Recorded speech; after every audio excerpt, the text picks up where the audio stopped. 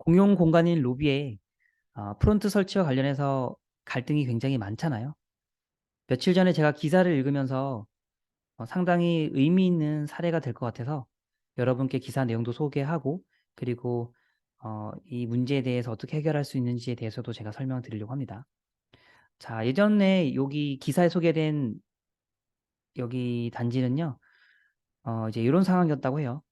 70%의 실거주 수분량자와 그리고 약 30%의 숙박업 수분량자의 갈등인데요. 어, 일단은 판결 내용을 먼저 보여드릴게요. 판결 내용은 먼저 예전 거. 예전에 이런 판결이 났었다고 합니다. 자, 업체가 3층 공용 공간에 설치한 접객대는 아마 프론트를 말하는 거겠죠. 관리단이나 가반의 소유자로부터 동의받지 않는 시설이다. 그래서 3층 로비에 투숙객용 시설을 만들면 안 된다라고 판결했다고 해요.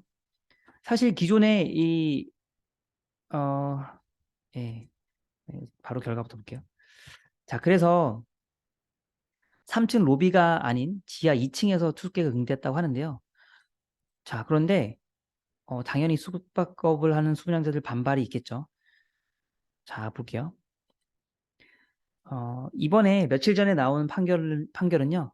예전에 있는 판결 내용을 뭐 뒤집는 건 아닌데 숙박업을 하는 수분양자에게 상당히 유리한 판결이 나왔어요. 그게 뭐냐? 자, 볼게요. 어제 그저께네요. 일부 동의서의 작성일자 누락, 작성자의 서명 누락, 소유자가 아닌 사람의 동의서 작성 등 의결권 효력을 인정할 수 없는 사례가 확인됐다고 본다. 관리규약의 효력을 인정할 수 없는 이상 관리인을 선출한 이 사건의 선고도 효력을 인정할 수 없다. 예, 이렇게 판단했다고 합니다. 자, 여기 보시면요. 작년에는 관리단이나 뭐 과반 소유자 동의로부터 과반의 소유자로부터 동의를 받아야 된다. 받지 않았기 때문에 안 된다라고 했는데 며칠 전에 나온 판결에서는 이렇게 권한을 가진 관리단이 효력이 없다. 예, 효력 인정할 수 없다. 라고 판시했습니다. 자, 어떻게 됐을까요? 자, 이제 또 다른 소송이 또 들어가요. 소송 한번 걸면은 이제 계속 갑니다. 계속. 자, 볼게요. 어떤 게 또 있었냐면요. 이제는 이제 숙박업을 하려는 수분양자 측에서 이제 프론트를 써야겠죠. 자, 그래서 업무방해 가처분 소송도 제기했었는데요. 이렇게 프론트 설치하려고. 어떻게 됐을까요? 어떻게 될까요? 프론트를 못 쓰게 하는 관리단의 지위가 없어졌어요. 효력이 없어졌어요. 그러면 예전에 프론트 설치를 하게 해달라고 냈던 업무 가처분 소송 결과도 이제 곧 나올 것 같은데요. 어느 쪽이 유리할까요? 아무래도 이제 공용 공간에 프론트를 사용할 수 있고 설치해서 사용할 수 있게 그렇게 될 것 같은데요. 자, 여기는 이 내용은요. 상당히 시사하는 바가 큽니다. 이게 다른 생수기에서도 비슷하게 한번 적용해 볼게요. 요즘 프론트에 관련된 분쟁이 워낙 많아서요. 자, 일반적으로 생수 건물에서요. 다수의 수분양자가 계약한 위탁 운영 업체와 그리고 같은 입장의 관리단이 이제 소수의 수분양자가 계약한 합법적인 위탁 운영 업체가 공용 면적에 프론트 설치하는 걸 방해해요. 이거 말고도 엘리베이터 사용 못하게 한다든가 뭐 키패드 같은 거를 연동 안 시켜준다든가 뭐 여러 가지 그런 방해를 하는데 자, 이런 상황이 발생합니다. 그런데 자, 위의 상황을 한번 대입해 볼게요. 이거를 누가 제재하느냐. 여기 관리단에서 제재를 하거든요. 이 관리단에서. 이 관리단에서 제재를 하는데 근데 이 관리단이 과연 합법적인가?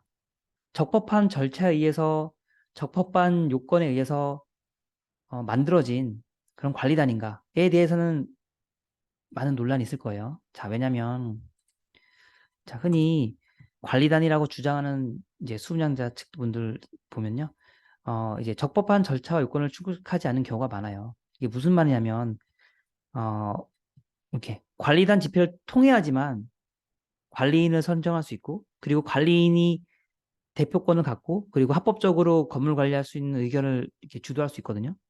그런데 대부분 건물 준공 전이라면 또는 건물 준공 이후에 관리단 집회를 하지 않았다면 이렇게 특정한 목적을 가진 회의를 통해서 뭐 뭐 여러 가지 명분이 있을 겁니다. 모이신 분들이 이제 손들어 이렇게 해서 관리인을 선정합니다. 뭐 얼떨결에 손들겠죠. 건물 관리해 준다고 하니까 뭐 그래 잘 됐다. 뭐 아무 생각 없이 손드는 분도 있고 그냥 남들 다 하니까 손드는 분도 계십니다.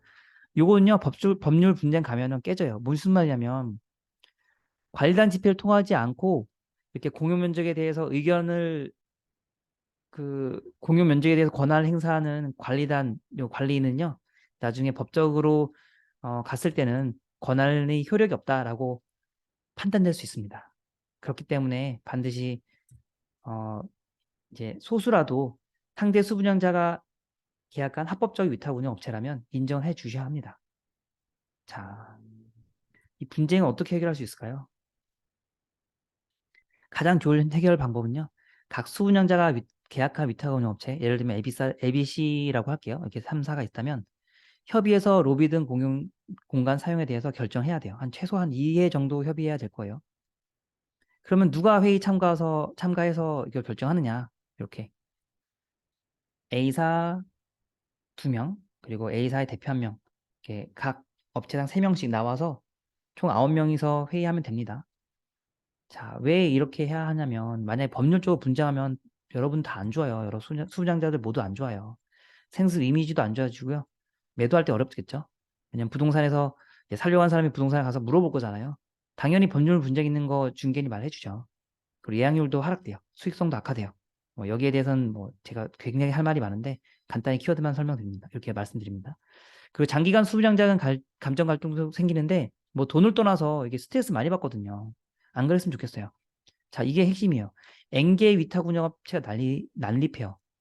자, 초반에 나 너네 업체 인정 안 해줘. 너네 소수의 위탁 운영업체 난 인정 안 해줘. 라고 하게 되면요. 곧 위탁 운영업체가 한 개가 아니라 5개, 6개 쭉쭉쭉쭉 갑자기 막 생길 수 있어요. 여기는요. 합법, 불법 상관없어요. 합법적인 위탁 운영 업체뿐만 아니라 불법적인 위탁 운영 업체. 불법적이라고 좀 그렇네요. 그냥 개별 영업, 영업. 이걸 뭐 한 객실만 있을 수도 있고 또는 뭐 10객실도 있을 수도 있고요. 20객실 이내. 예, 이렇게 하는 업체들이 막 들어와요. 잘 생각하셔야 돼요. 처음에 하나의 소수의 위탁 운영 업체를 막는다고 거기서 다 막고 끝나는 게 아니라 보다 못한 수분양자가 창업한다니까요. 지금 제가 전국에 있는 생수 정보를 많이 이렇게 듣고 있는데 시간이 갈수록 점점점 그렇게 돼요. 차라리 처음에 그래 너네 우리 같이 한번 잘해보자. 같이 잘 협의해서 생수로 돈 벌어보자. 라고 했으면 괜찮을 텐데 그렇지 않으면 이렇게 막 난립하게 돼요. 어떤 상황이 생길까요? 이렇게 난립하게 되면. 막 로비에서 이제 서로 이제 구성을 내면서 싸우는 경우도 있고 숙박객이 옆에 있는데도 막 언성 높이는 경우도 있고 보기 안 좋거든요. 자, 처음에 이렇게 소수의 수분양자가 계약한 합법적 위탁 운영 업체를 인정하지 않으면 나중에는 어떻게 된다? 이렇게 N개 위탁 운영 업체 난립하게 돼요. 이 생수 거래될까요? 이 생수 팔 수 있을까요? 위탁 운영 수익은 어떻게든 나올 수 있겠지만 재산 가치는 떨어질 수 있어요. 왜냐하면 매도 차익이 그렇게 크지 않을 수 있거든요. 오히려 분양가보다 떨어질 수 있어요. 자, 잘 생각해 보셔야 합니다. 그런데 대부분 다 이제 법률 분쟁 하려고 하잖아요. 이렇게 예, 안 했으면 좋겠습니다. 자, 알겠죠? 자, 그리고 여기까지 제가 좀 설명을 드렸고, 예, 원래는 제가 이 하단에 막 이런 내용도 쓰려고 했었어요. 여기 보시면, 자, 이제 직권법에 있는 조항들 가지고 쭉쭉 설명하려다가 내용도 너무 길어질 것 같아서, 제가 오늘은 여기까지만 예, 설명을 드리도록 하겠습니다. 아마 앞으로 규약 내용 제가 설명할 기회는 있을 거예요. 자, 이게 핵심입니다. 일반 생수 건물에서 같이 잘 협의해서 운영하자. 법률 분쟁하면은 단점이 너무 크니까 하지 말자라는 게 제 생각입니다. 자, 궁금한 게 있거나 도움이 필요하시면 저한테 연락 주세요. 제가 도움 드릴 수 있는 범위 내에서 드리도록 하겠습니다. 네, 수고하셨습니다.